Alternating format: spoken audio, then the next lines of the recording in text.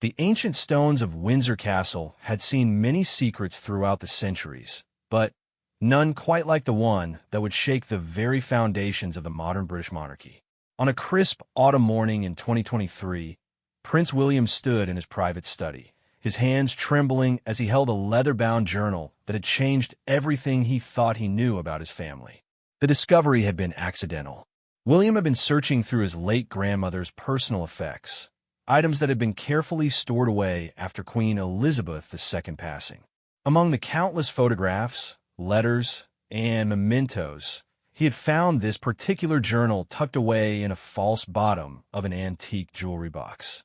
The Queen's careful handwriting filled page after page with observations, concerns, and, most shocking of all, detailed accounts of conversations and meetings that painted a picture of deception that ran deeper than anyone could have imagined. As William read through the entries, his world began to crumble. The journal revealed that his stepmother, Camilla, had been keeping secrets that went far beyond what the public or even the royal family knew. According to the Queen's meticulous notes, Camilla had been maintaining relationships and making decisions that directly contradicted her public image and her promises to the royal family. The first revelation that hit William like a physical blow was about Camilla's continued relationship with her ex-husband, Andrew Parker Bowles. The Queen had documented several instances where she had discovered that Camilla and Andrew were still meeting regularly, not just for family occasions involving their children, but for what appeared to be intimate dinners and weekend getaways. These meetings had been carefully hidden from Charles, who believed that chapter of Camilla's life was completely closed. William's hands shook as he read entry after entry, describing how the Queen had tried to address this situation diplomatically. She had spoken to Camilla directly on multiple occasions, expressing her concerns about the potential damage to the monarchy if these relationships came to light. Each time, Camilla had assured the Queen that the meetings were innocent and would cease, but the journal showed that they continued well into 2022, just months before the Queen's death. But the deception ran even deeper. The journal revealed that Camilla had been secretly funding various personal projects through accounts that were technically royal funds, but used in ways that violated the strict protocols governing royal finances. She had been supporting causes and individuals that had not been vetted or approved by the royal household, including making substantial donations to organizations that had previously criticized the monarchy. What made this particularly painful for William was reading about how his grandmother had struggled with these discoveries. The Queen's writing revealed her deep sense of betrayal and confusion.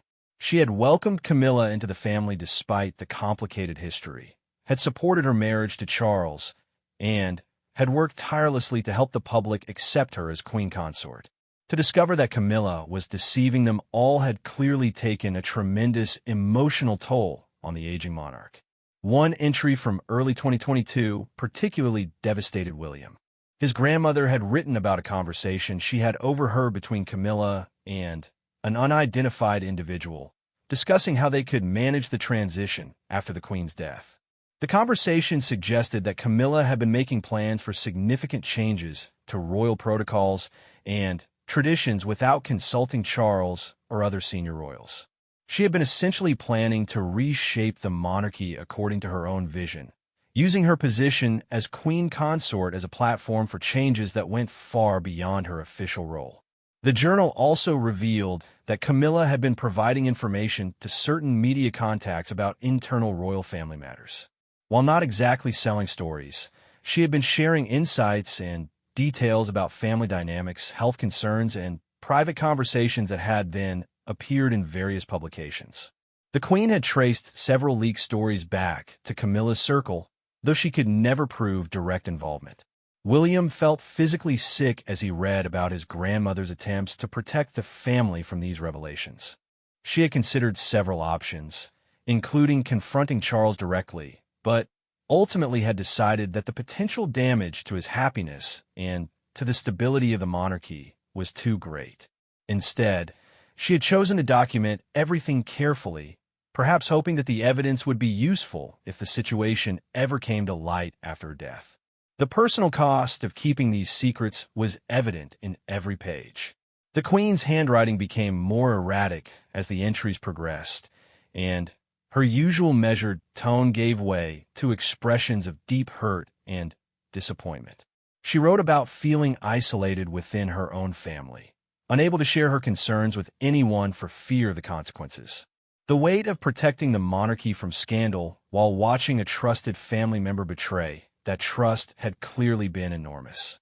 As William continued reading, he discovered that his grandmother had also been concerned about Camilla's influence on Charles. The king had become increasingly dependent on his wife's opinions and advice, often deferring to her judgment on matters that should have been decided independently.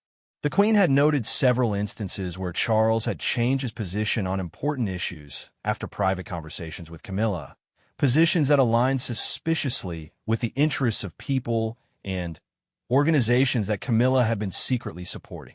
The journal painted a picture of a woman who had successfully manipulated her way into the heart of the royal family while maintaining a completely different agenda. Camilla's public persona as a devoted wife and reluctant royal was contradicted by evidence of someone who was actively working to reshape the monarchy according to her own plans, someone who was maintaining inappropriate relationships, and someone who was willing to breach the fundamental trust that held the royal family together. William realized that his grandmother had been carrying this burden alone for years. Every public appearance, every family gathering, every state occasion had been shadowed by the knowledge that one of the most important members of their family was living a lie. The Queen had maintained her composure and dignity while privately wrestling with knowledge that could have destroyed the monarchy if it had become public during her lifetime. The most heartbreaking aspect of the journal was seeing how these discoveries had affected the Queen's final years. Instead of being able to enjoy her twilight period surrounded by family she trusted, she had been forced to maintain a careful distance from Camilla while pretending that everything was normal. The emotional toll was evident in entries describing sleepless nights, anxiety about the future of the monarchy, and deep sadness about the deception within her own family.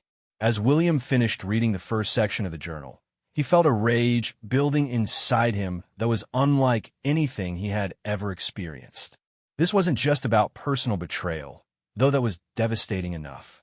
This was about someone who had deliberately deceived his beloved grandmother, caused her emotional pain in her final years, and had done so while accepting the honors, privileges, and trust that came with being part of the royal family. The palace walls around him seemed to echo with the weight of these revelations. Every room, every corridor, every formal gathering space had witnessed moments where Camilla had played her role perfectly while hiding the truth about her real intentions and activities. The very foundations of the monarchy, built on trust, duty, and service, had been undermined by someone who was supposed to be protecting and supporting those values. William understood that he was now facing the same impossible choice that had tormented his grandmother. Should he confront Camilla directly? Should he tell his father, knowing that it would devastate Charles and potentially destroy his marriage? Should he find a way to expose the truth publicly, even if it caused a scandal that could damage the monarchy? Or should he, like his grandmother, bear this knowledge alone and try to protect the institution they had all sworn to serve? The weight of the leather-bound journal in his hands felt like the weight of the entire monarchy. His grandmother had trusted him to find this eventually, had left it where she knew he would discover it during the process of handling her personal effects.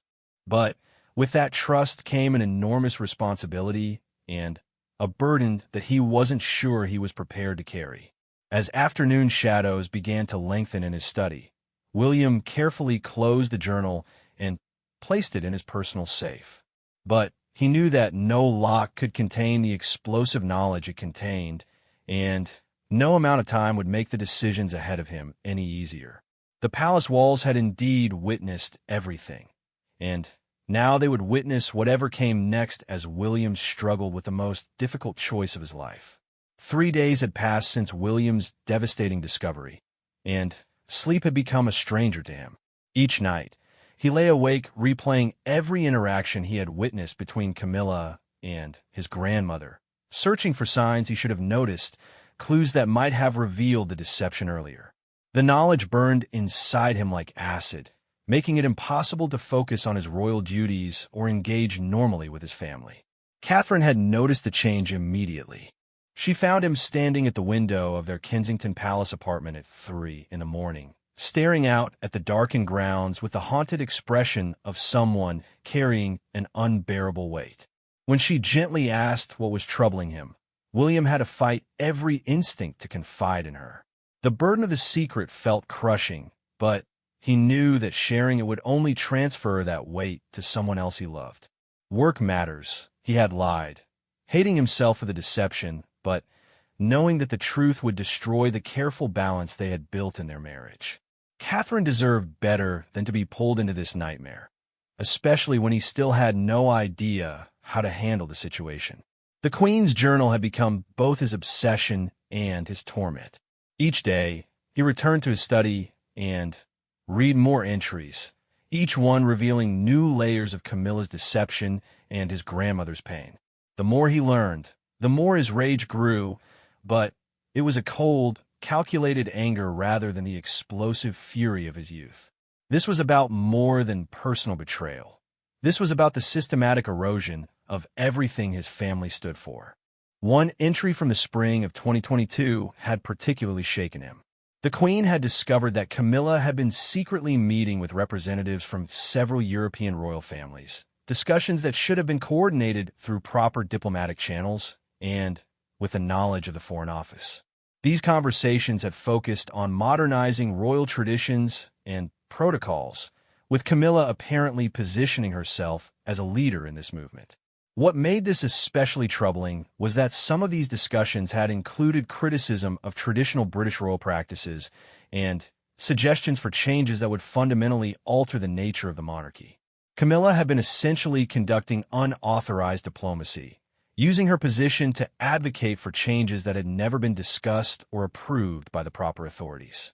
The journal revealed that the Queen had only learned about these meetings through intelligence reports from the security services, who had noted unusual patterns in Camilla's schedule and communications.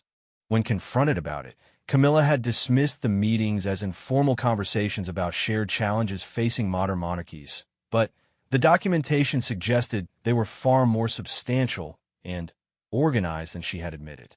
William's anger deepened as he read about how these discoveries had affected his grandmother's health.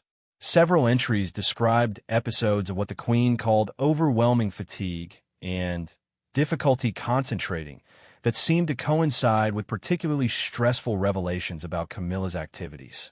The emotional toll of maintaining the facade while dealing with the betrayal was clearly affecting the monarch's physical well-being. The most devastating revelation came in an entry from just 3 months before the Queen's death.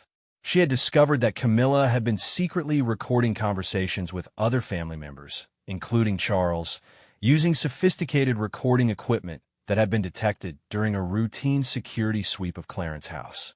When confronted about this, Camilla had claimed the recordings were for her memoirs, a project she insisted was approved by Charles.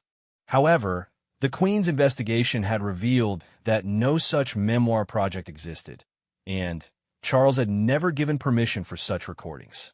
Even more troubling, some of these recordings had apparently been shared with third parties, though the full extent of this breach of privacy was still unknown when the Queen made her final entries in the journal. William felt physically ill reading about his grandmother's final attempts to address the situation. She had arranged a private meeting with Camilla just weeks before her death, a conversation that the journal described as devastating and a complete failure of communication. Camilla had denied most of the allegations, dismissed others as misunderstandings, and had ultimately become defensive and angry when pressed for explanations. The Queen's final assessment of that conversation was heartbreaking to read. "I fear we have welcomed a serpent into our family.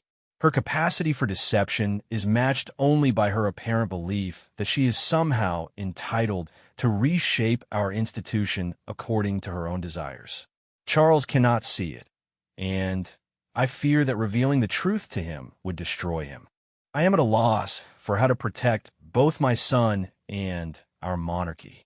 As William absorbed the full scope of the deception, he began to understand why his grandmother had chosen to document everything rather than act immediately. The potential consequences of exposing Camilla's activities were staggering. Charles would be devastated. The public would lose faith in the royal family's judgment, and the monarchy would face its worst crisis since the abdication of Edward VIII. But William also realized that doing nothing was equally dangerous. Camilla was now queen consort, with even more power and influence than she had possessed during the queen's lifetime. If her pattern of deception and manipulation continued, the damage to the monarchy could be far worse than any scandal caused by exposing her now. The rage that had been building inside William began to crystallize into something more focused and purposeful. He started to see this not just as a personal betrayal, but as a threat to everything his grandmother had worked to protect and preserve.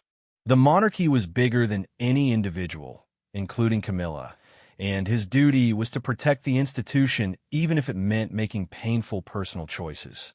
William began to study the journal more systematically, looking for patterns and connections that might help him understand the full extent of Camilla's network and activities. He realized that his grandmother had been conducting her own investigation, carefully documenting not just what Camilla was doing, but who she was doing it with, and how these activities might be connected to broader threats to the monarchy. The picture that emerged was of someone who had spent years building relationships and gathering information that could potentially be used to influence or manipulate the royal family's decisions. Camilla's contacts included media figures, political operatives, business leaders, and international personalities who all seemed to share an interest in seeing the British monarchy transformed or weakened. William started to understand that this wasn't just about one person's deception, but about a systematic effort to infiltrate and influence the royal family from within.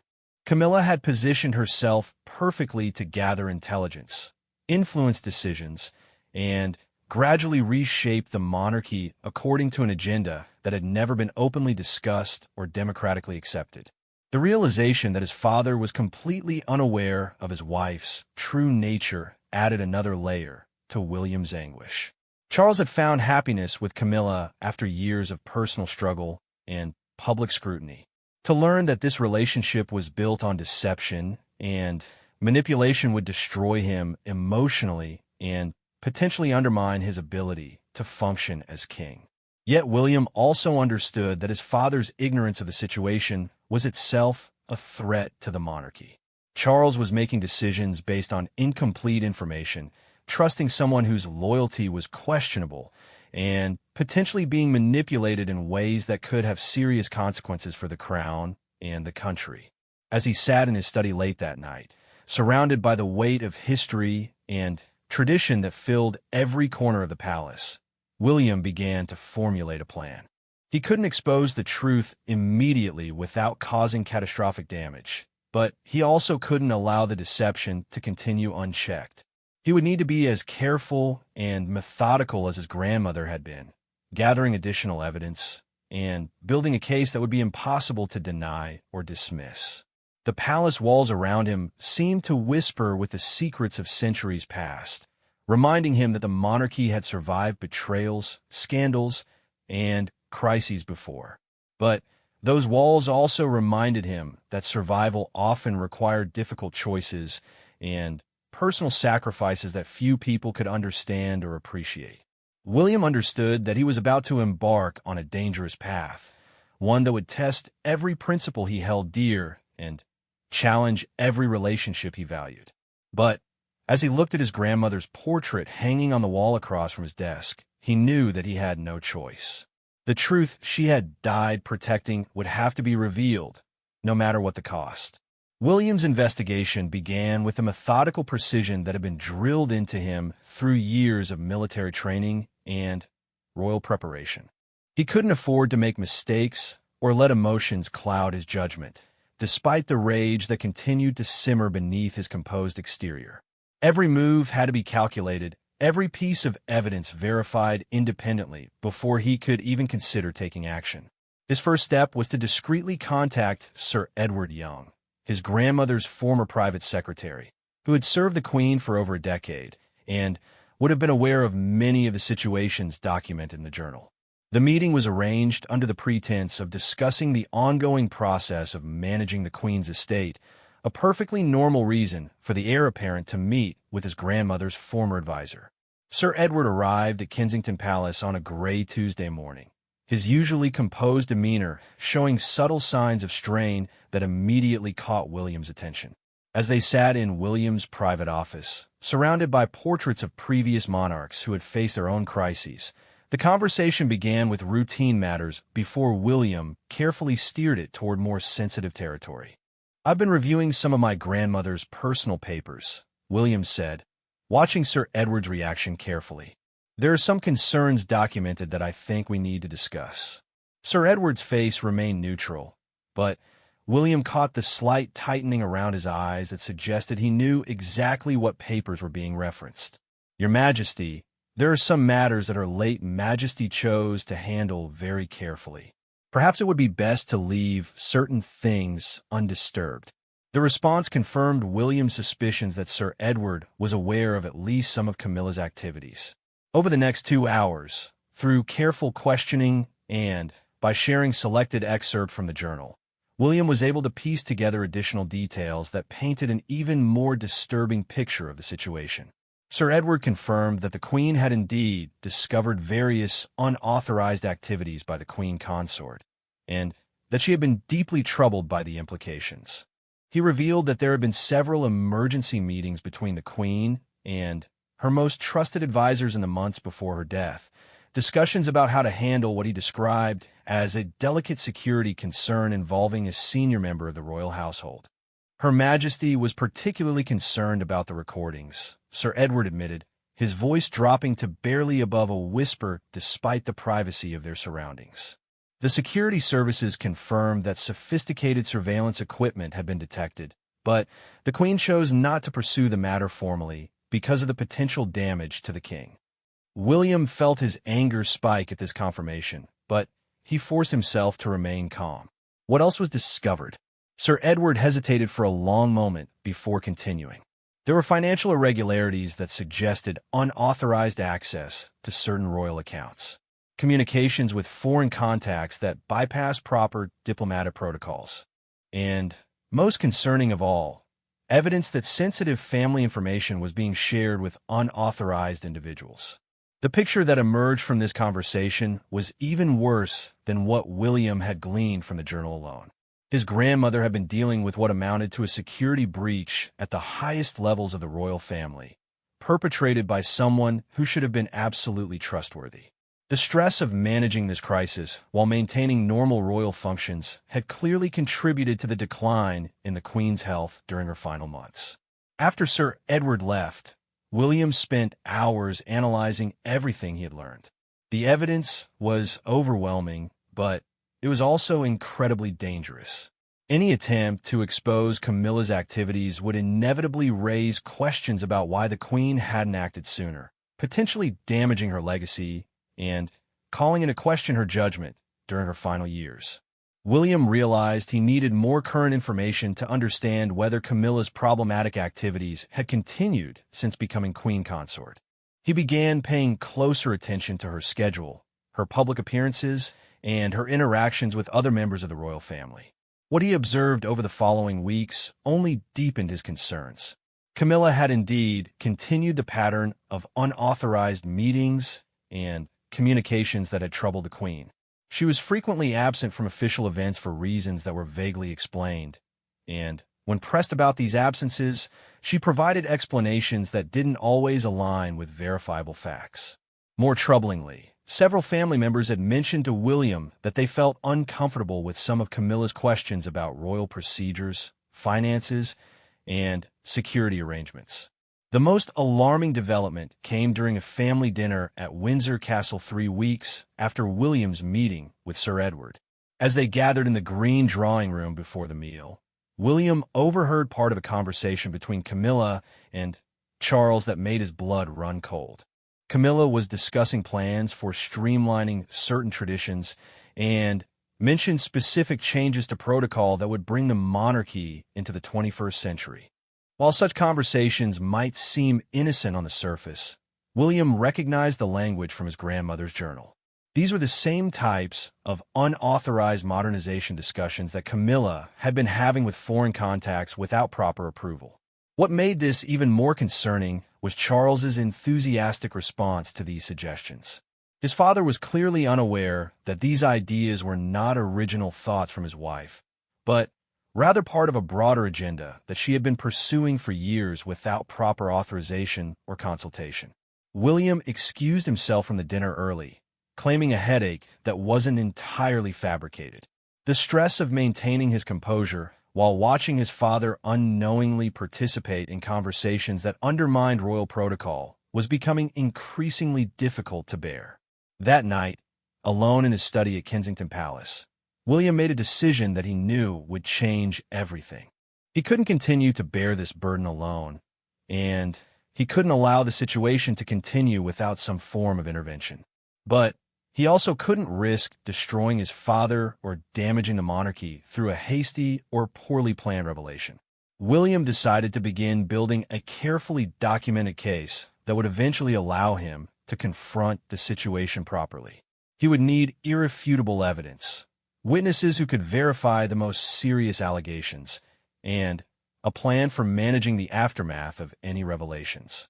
His first step was to quietly reach out to other members of the intelligence and security services who had been involved in the original investigation of Camilla's activities.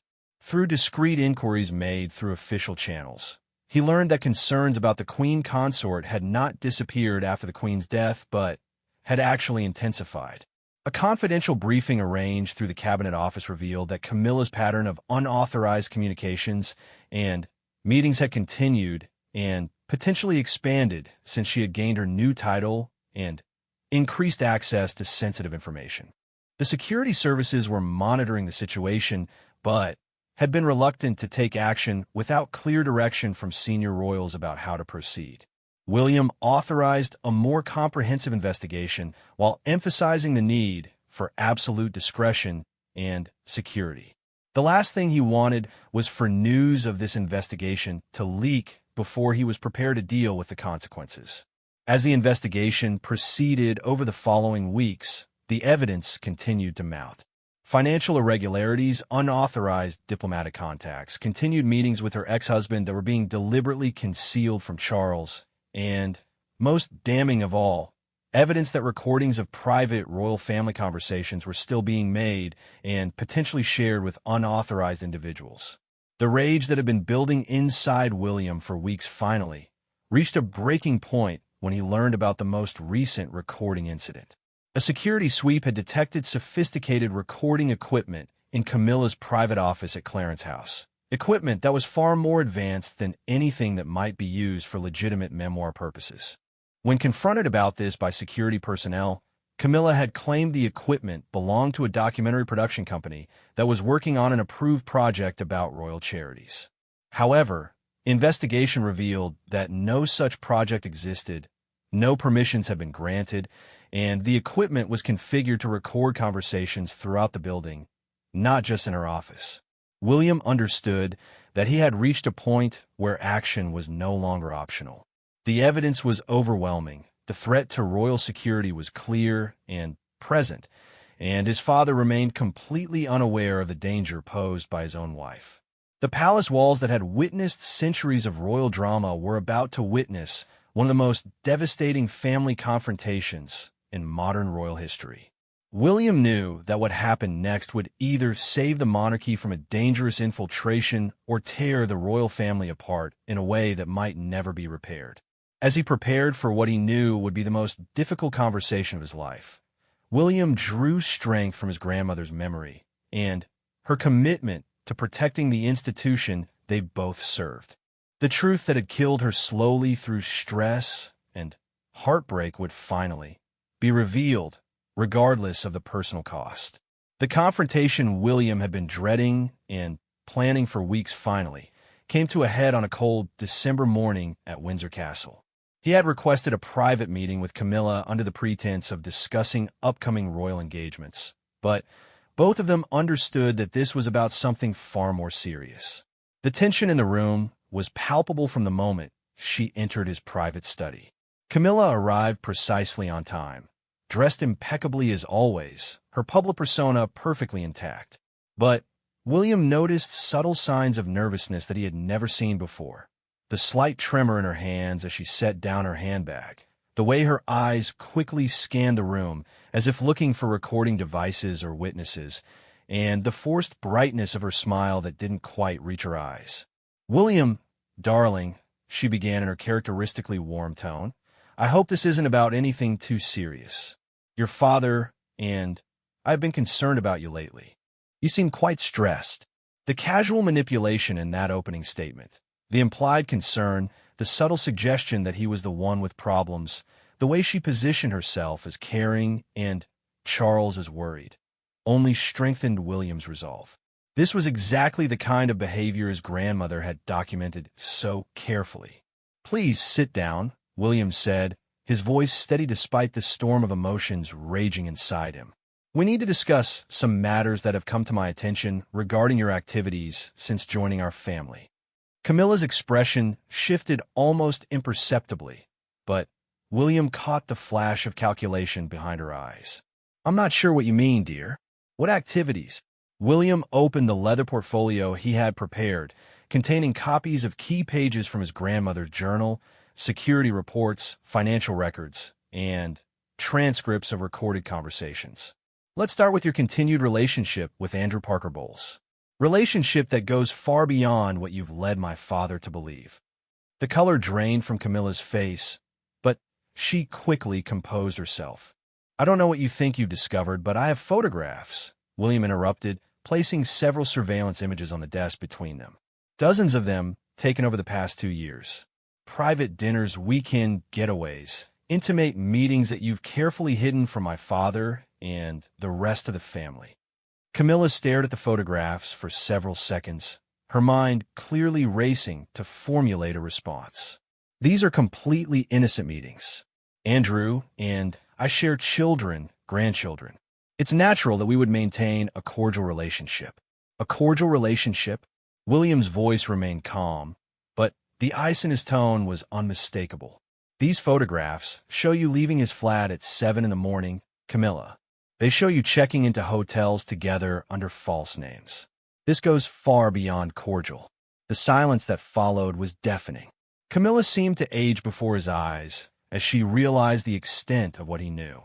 When she finally spoke, her voice had lost its warm, grandmotherly quality and become hard and defensive.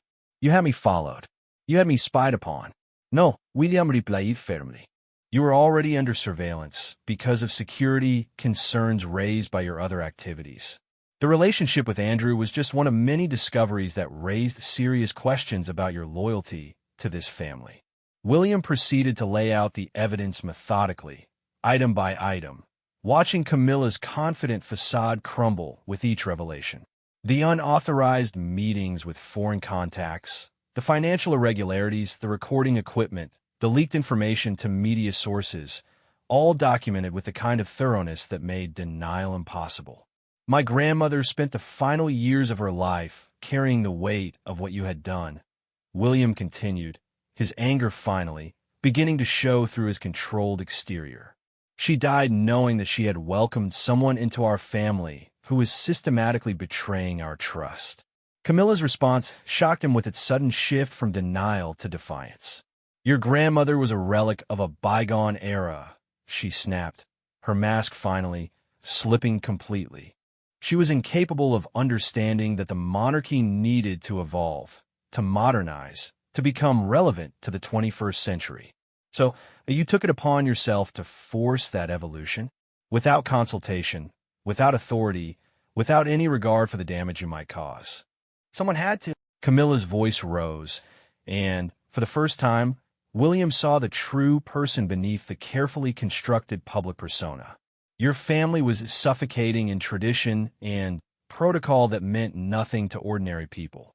I was trying to build bridges, to create connections that could help the monarchy survive and thrive. By betraying confidences, by maintaining secret relationships, by recording private family conversations. Camilla stood up abruptly, her composure completely shattered. You don't understand the pressures I've faced, the impossible position I've been put in. I've been criticized and scrutinized and judged by people who never gave me a fair chance. Everything I've done has been to try to find my place in a family that never really wanted me. And your place was worth more than the trust of the woman who ultimately accepted you, worth more than the honesty you owed to my father, worth more than the security and stability of the institution you swore to serve. The confrontation continued for nearly 2 hours, with Camilla alternating between defiance, justification, and attempts at emotional manipulation. She tried to position herself as a victim of circumstances misunderstood and unfairly targeted. She attempted to minimize the significance of her actions, suggesting they were blown out of proportion by people who didn't understand her motivations. But with each attempt at deflection, William produced more evidence, more documentation, more proof that her actions were deliberate, systematic, and far more extensive than even his grandmother had realized. The most devastating moment came when William played audio recordings of conversations between Camilla and unidentified individuals, conversations where she discussed managing the transition after the old woman is gone and positioning ourselves for the changes that need to come. Hearing her own voice discussing his grandmother's eventual death with such calculated coldness finally broke through Camilla's remaining defenses. She collapsed back in her chair, the fight going out of her as she realized that any hope of explaining away her actions was gone. "What do you want from me?" she asked finally, her voice barely above a whisper.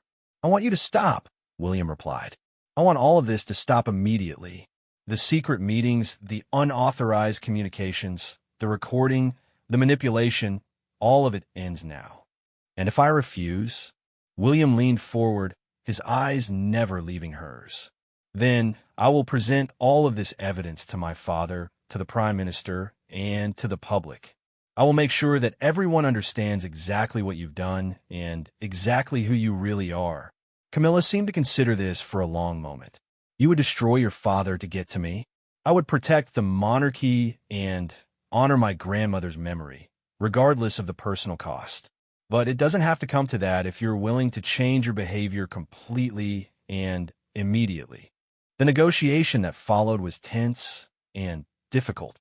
Camilla agreed to cease all unauthorized activities, to end her secret relationship with Andrew Parker Bowles, and to submit to ongoing security monitoring to ensure compliance. In return, William agreed not to share the evidence with Charles or make it public, provided there were no further violations. But both of them understood that this was only a temporary solution. The trust between them was irreparably broken, and Camilla's position within the royal family would never be secure as long as William held the evidence of her betrayals. As Camilla prepared to leave, she turned back to William with one final attempt at manipulation. "I hope you understand what you're risking. If this ever comes out, it will destroy your father and damage the monarchy far more than my actions ever could." William's response was quiet but firm. "My grandmother understood that risk too. She chose to protect the institution and my father by documenting everything instead of exposing it immediately. I'm making the same choice for now. But, unlike her, I won't carry this burden alone indefinitely." After Camilla left, William sat alone in his study, surrounded by the evidence of betrayal and deception that had consumed so much of his energy over the past weeks. The confrontation had been necessary, but it had also been emotionally devastating. The woman his father loved, the person who was supposed to be helping to lead the monarchy into the future, was someone who had systematically betrayed their family's trust. The palace walls around him seemed to echo with the weight of what had just transpired. Another royal secret had been exposed, another crisis had been managed, another difficult choice had been made in service of protecting the crown. But William knew that this was far from over. The fundamental problem remained unchanged. Charles was married to someone whose loyalty was questionable, and that reality would continue to pose risks to the monarchy as long as she remained in her position. The rage that had driven William through the investigation and confrontation was beginning to transform into something else, a cold determination to protect his family and the institution they served, regardless of what personal sacrifices that protection might require.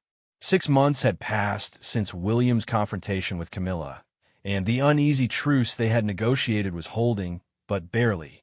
The security monitoring had confirmed that she was complying with the terms they had agreed upon. The unauthorized meetings had stopped, the recording equipment had been removed, and the suspicious financial activities had ceased. But the fundamental problem remained unchanged, and William found himself watching every interaction between Camilla and his father with growing anxiety. Charles had noticed changes in the family dynamic without understanding their cause. He had remarked to William several times about Camilla seeming subdued and not quite herself since the beginning of the year.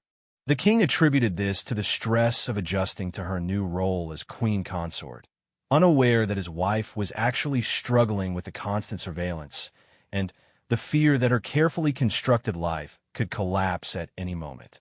William had also noticed changes in his stepmother's behavior that went beyond simple compliance with their agreement. She had become more cautious in her interactions with other family members, more measured in her public statements, and noticeably more deferential to Charles in situations where she had previously been more assertive. It was as if she was trying to rebuild her image from the ground up, but the effort was so obvious that it only served to remind William of how calculated her previous behavior had been. The breaking point came during the summer court season at Balmoral.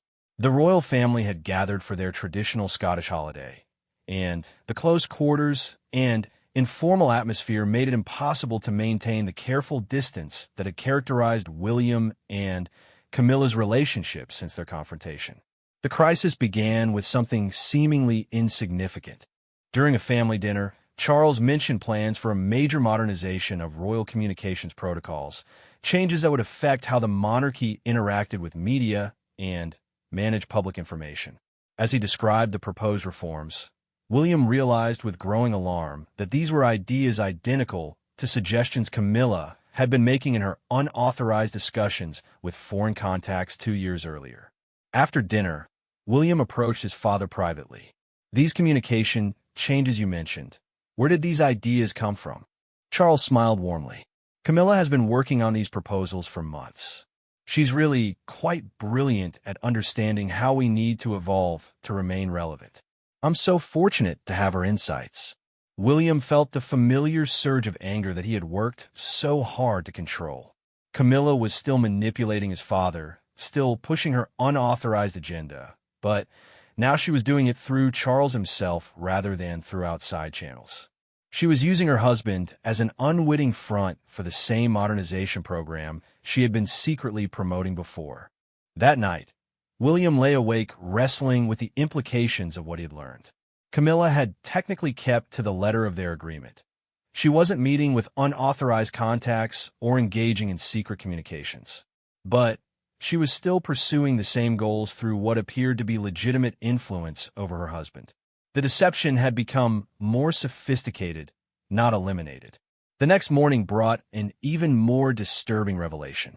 William overheard Catherine mentioning to another family member that Camilla had been asking detailed questions about the Wales family security arrangements, their children's schedules, and their plans for upcoming royal tours. When questioned about these inquiries, Camilla had explained that she was trying to coordinate family activities more effectively in her role as queen consort. William realized that Camilla was rebuilding her intelligence gathering operation, but doing it more carefully this time. Instead of relying on recording equipment and secret meetings, she was using her position within the family to collect the same kind of sensitive information she had been gathering before. The final straw came 2 days later when William received a call from Sir Edward Young, who had remained in contact as an informal advisor on matters related to the Queen's legacy.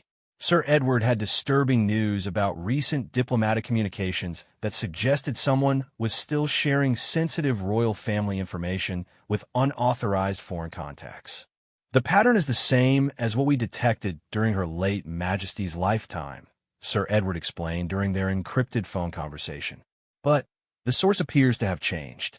The information is still getting out, but through different channels. William knew immediately what was happening. Camilla had found new ways to share information and pursue her agenda, methods that technically didn't violate their agreement, but still posed the same security risks that had concerned his grandmother. The realization that their confrontation had only forced Camilla to become more sophisticated in her deception rather than stopping it entirely filled William with a cold fury that was different from anything he had felt before. This wasn't the explosive anger of discovery, but the calculating rage of someone who had been deliberately and systematically manipulated. William understood that he had reached the limits of what he could accomplish through private agreements and discreet monitoring. Camilla was too skilled at manipulation and too committed to her agenda to be stopped by threats or partial exposure. The only way to truly protect the monarchy was to force a complete reckoning, regardless of the personal costs. The decision to finally tell his father everything was the most difficult choice William had ever made. He spent hours walking the grounds of Balmoral, remembering his grandmother's presence there and drawing strength from her memory. She had protected Charles from this knowledge for as long as possible, but William now understood that continued protection would only enable more damage. The conversation with Charles took place in the Queen's former study, a room that still carried the weight of her presence and the burden of the secrets she had carried. William had prepared carefully, organizing the evidence in a way that would be impossible to deny or dismiss. But he also understood that what he was about to reveal would fundamentally change his father's life. "I need to show you something that grandmother left behind," William began, placing the leather-bound journal on the desk between them. "Something she felt you needed to know eventually, but that she couldn't bear to tell you herself." The conversation that followed was one of the most painful in William's life. Watching his father's world collapse as he learned the truth about his wife's deception and manipulation was heartbreaking, but William forced himself to present all the evidence methodically and completely. Charles's initial reaction was denial, then anger at William for investigating his wife, then a desperate attempt to find alternative explanations for what appeared to be clear evidence of betrayal. But as William presented item after item of documentation, including the recent evidence of continued deception, the king's defenses crumbled. The most devastating moment came when Charles read his mother's final journal entries about her attempts to address the situation and her heartbreak over being unable to protect him from the truth. Seeing his mother's anguish laid out in her own handwriting, knowing that she had died carrying this burden alone, broke something fundamental in Charles's understanding of his own life. The confrontation with Camilla that followed was swift and decisive. Faced with the combined evidence and the united front of both Charles and William, she had no choice but to acknowledge the full extent of her deception. The mask that she had worn so carefully for so many years finally fell away completely, revealing someone whose commitment to her own agenda had always superseded her loyalty to the family she had married into. The resolution was painful but necessary. Camilla agreed to a quiet separation from Charles, with carefully constructed public explanations that would minimize damage to the monarchy while removing her from any position where she could continue to pose security risks. The recording equipment was removed, the unauthorized contacts were severed, and comprehensive security measures were put in place to prevent any future breaches. Charles was devastated by the revelations and the end of his marriage, but he also expressed a profound sense of relief at finally understanding the source of tensions and problems that had been troubling him for months without his being able to identify their cause. As autumn arrived at Balmoral, William found himself standing in the same study where he had made the discovery that changed everything. The Queen's journal was safely secured in the royal archives, its secrets finally revealed and dealt with. The immediate crisis was over, but William understood that the monarchy would be dealing with the long-term consequences of Camilla's deception for years to come. The palace walls that had witnessed so many royal dramas over the centuries had now witnessed one of the most complete betrayals in modern royal history, and its resolution through the same commitment to duty and institutional protection that had guided the monarchy through previous crises. William's rage had finally found its resolution, not in vengeance, but in the protection of the values and institutions his grandmother had died defending. The truth had been painful, but it had also been liberating, freeing the royal family from a deception that had been poisoning their relationships and threatening their security for far too long. As he prepared to leave Balmoral and return to his royal duties, William felt the weight of his grandmother's legacy more strongly than ever. She had taught him that protecting the monarchy sometimes required making impossible choices and bearing unbearable burdens. But she had also shown him that truth, however painful, was ultimately the foundation upon which the crown's legitimacy rested. The palace walls would keep their secrets, as they always had, but the royal family was now free to move forward with the honest foundation that had always been essential to their survival and success.